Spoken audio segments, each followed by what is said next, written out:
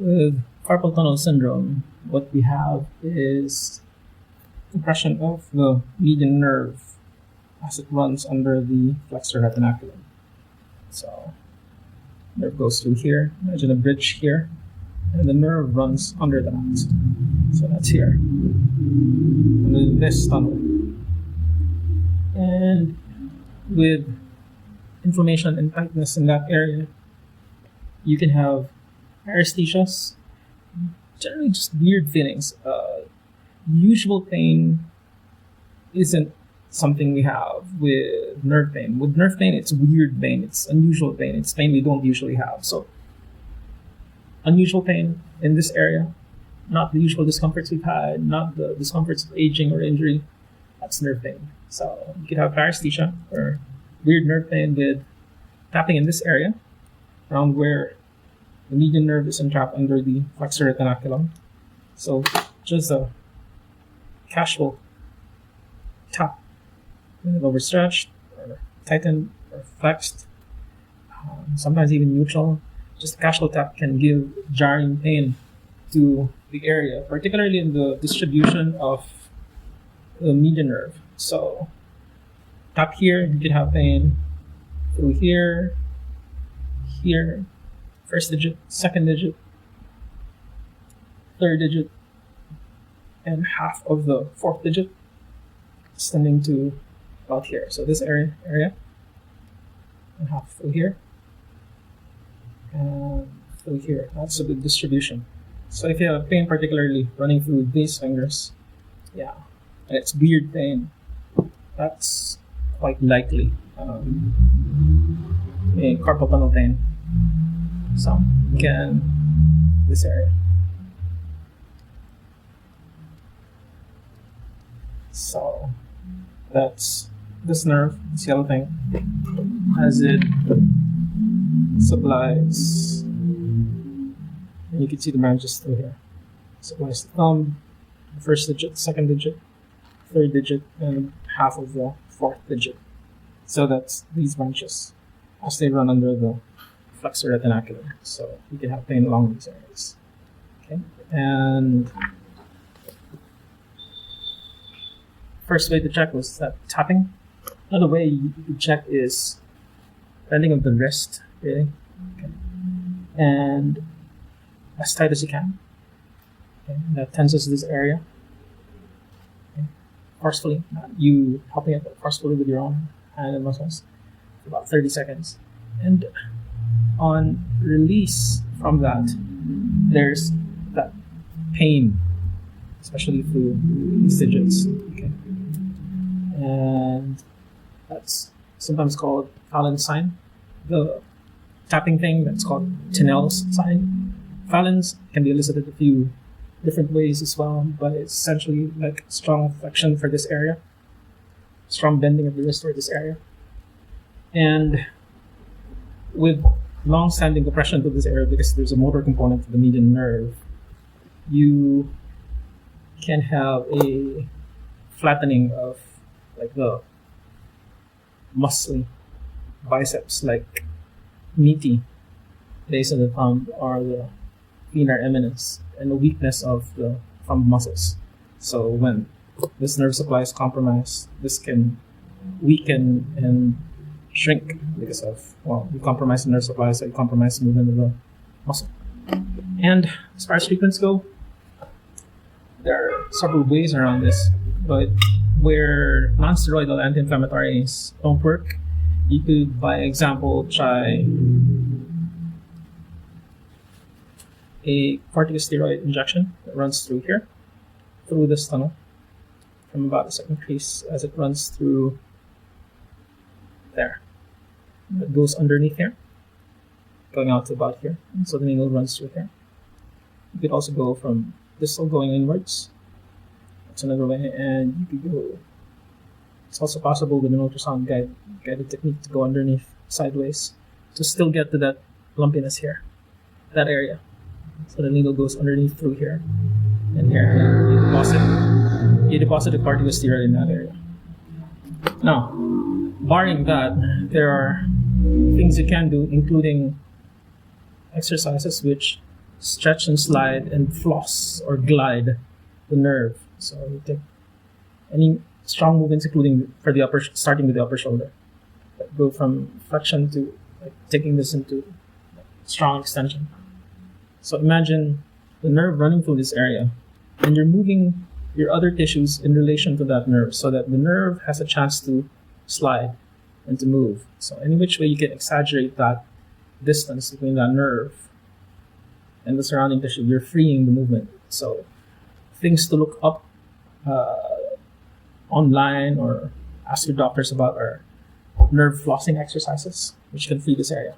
Now, it's also possible to try manual decompression, where you essentially are just treating this area like a toothpaste tube and applying pressure under that, starting at the edge of the retinaculum, to manually decompress a nerve. And you're pressing first against this area, taking care not to strongly compress downwards, but more at the sides of where the nerve happens to be entrapped. And you could take a traction effect through this. You're not looking for compression. You're looking at compression at the sides and like a Spider-Man sticking of the surface tissues and like a shear force where you're moving tissues in relation to each other. Okay, so how that might look like is imagining this as the edge of the retinaculum you're holding against here, and you're feeling that edge, okay, and you're letting your thumb catch in that area, and you're compressing just enough so that you can get like an indentation there, and until hard enough. Well, it's possible to go at it pretty hard, as long as you're not causing yourself pain. Imagining that the nerve is to either side, and you're compressing more like the sides. And if you're compressing just over the nerve, it's more of a shear force rather than a compressive force. You're going this way to the area. So you can support yourself here and push inwards through here. And the direction of the vector is this way. So you press through here. Okay? And you're looking to do that for about 90 seconds, up to a couple of minutes. Okay? Remembering that it's less of a indenting or indentation there. It's less of compression than it is of a shear force going this way. Okay? So you're up against that edge now, and you're pushing this way in. Okay? So there. Okay? And it's about 90 seconds each time, and you could shift more inwards or more proximal as each area becomes compressed. You'll see an indentation after you compressed, right? Okay, and then you go beyond that, so you're compressing the next part of the toothpaste tube, so to speak. Okay, again, 90 seconds or so, a couple of minutes maybe, and not really to cause pain. You're not looking for pain as an end marker, but you'll feel a relaxation where you have compression of the tissues. Okay, and it's important to start compressing further off, going inwards rather than that way, because toothpaste tube, you're looking to drain this towards you. Then you go inwards. Okay, again, more shear force than compressive force. And you're looking to do that like you're squeezing out a toothpaste tube to drain the final remnants of an emptying toothpaste tube. And so you see a depression now there. Okay? That's how you know you're doing it right. And if you're doing it right, you will actually feel more comfortable. Okay, so there's that compressive force again.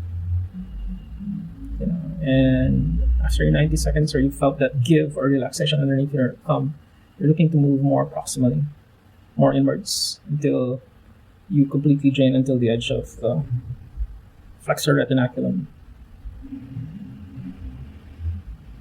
And that'll look like a scoop where your thumb was. A depression where there was once an indentation where if you had inflammation it'll look more puffy, but if you decompress it it'll be more carved in, more of, you could tell where the thumb was. Okay, and you're doing all that compression inwards until about here, so you're draining that toothpaste tube over here. Okay, that's one way to go around it, and you could do both. The second way is imagining the nerve runs through here. You're looking to compress at the sides of the nerve to drain, imagining that you don't want to compress the nerve per se. Okay, Again, 90 seconds, a couple minutes, inching inwards after you felt a give or relaxation where you were once compressing. Okay? And you could do the other side as well. Okay? Here I'm going to puff out where the nerve runs through. You see that? Puffing here. You're not looking to compress that. You're looking at the side here. Okay? You can see where the nerve runs. I'm puffing that out. You see that? Okay? That discoloration and puffing out. You're not looking to compress there. You're looking to compress each side of that. Okay? And inwards more until you've inched in that decompression. And this area becomes softer. Okay? And then you drain, meaning you hold your hand upwards and kind of just massage it downwards. Okay?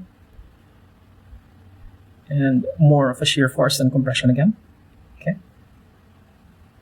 And again, let it drain downwards.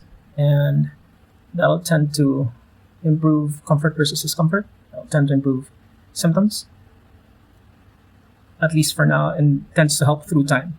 Keep in mind that nerves need to regenerate. So part of the problem is it's been compressed for a while and it needs to grow again, to heal. Okay, but decongesting the gunkiness, the inflammation and the tightness of soft tissue, and like the swelling of the soft tissue, they'll help free up the nerves so that it recovers faster. Okay, and this holds true for whether it's just inflammation or when interventions have been done through this area and it doesn't decompress fast enough. This could be used to speed it up. Okay. And other approaches, barring that, would be, like I said, injections running through this area, or finally, freeing the nerve surgically. Of course, as much as possible, that's the last option. So, hope this made sense. Try it out, see how well it works for you. Let me know how that goes.